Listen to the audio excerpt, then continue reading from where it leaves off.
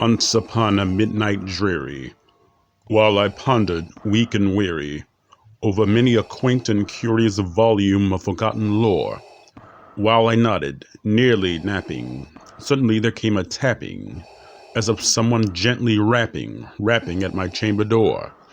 "'Tis some visitor," I muttered, "tapping at my chamber door. Only this, and nothing more." Ah, distinctly I remember as in the bleak December, and each separate dying ember wrought its ghost upon the floor. Eagerly I wished the morrow, vainly I had sought to borrow from my books surcease of sorrow, sorrow for the lost Lenore, for the rare and radiant maiden whom the angels name Lenore, nameless here forevermore. And the silken, sad, uncertain rustling of each purple curtain thrilled me, filled me with fantastic terrors never felt before, so that now, to still the beating of my heart, I stood repeating, "'Tis some visitor entreating entrance at my chamber door, some late visitor entreating entrance at my chamber door. This it is, and nothing more." Presently my soul grew stronger, hesitating then no longer. "Sir," said I, "or madam, truly your forgiveness I implore. But the fact is I was napping, and so gently you came rapping, and so faintly you came tapping at my chamber door, that I scarce was sure I heard you. Here I opened wide the door.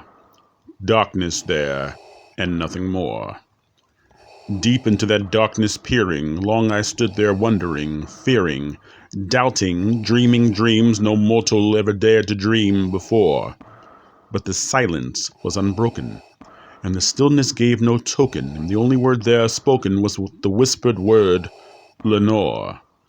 This I whispered, and an echo murmured back the word, "Lenore." Merely this and nothing more. Back into the chamber turning, all my soul within me burning, soon again I heard a tapping somewhat louder than before. "Surely," said I, "surely that is something at my window lattice. Let me see, then, what thereat is, and this mystery explore. Let my heart be still a moment, and this mystery explore. 'Tis the wind, and nothing more." Open here I flung the shutter, when, with many a flirt and flutter, in there stepped a stately raven of the saintly days of yore. Not the least obeisance made he, not a minute stopped or stayed he, but with the mien of lord or lady, perched above my chamber door, perched upon a bust of Pallas just above my chamber door, perched and sat, and nothing more. Then this ebony bird beguiling my sad fancy into smiling, by the grave and stern decorum of the countenance it wore. "Though thy crest be shorn and shaven, thou," I said, "art sure no craven, ghastly grim and ancient raven wandering from the nightly shore. Tell me what thy lordly name is on the night's Plutonian shore." Quoth the raven, "Nevermore."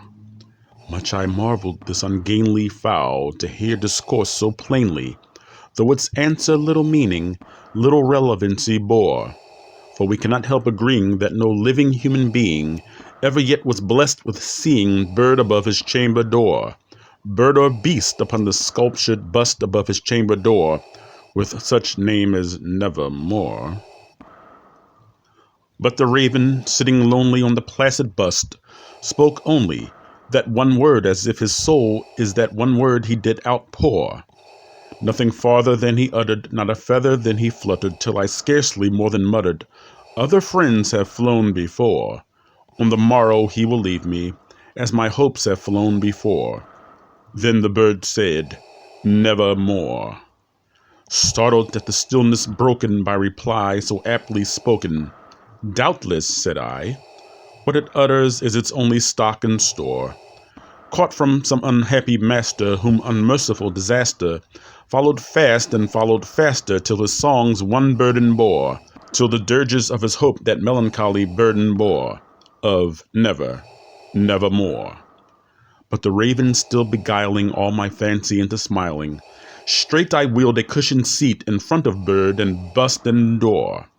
Then upon the velvet sinking I betook myself to linking Fancy unto fancy, thinking what this ominous bird of yore, what this grim, ungainly, ghastly, gaunt, and ominous bird of yore meant in croaking, nevermore. This I sat engaged in guessing, but no syllable expressing to the fowl whose fiery eyes now burned into my bosom's core.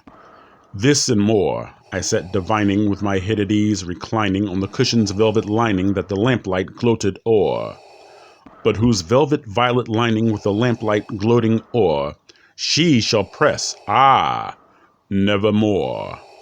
Then methought the air grew denser, perfumed from an unseen censer swung by seraphim whose footfalls tinkled on the tufted floor. Wretch, I cried, thy God hath lent thee, by these angels he hath sent thee, respite and nepenthe from thy memories of Lenore. Quaff, oh quaff this kind nepenthe, and forget this lost Lenore. Quoth the Raven, nevermore.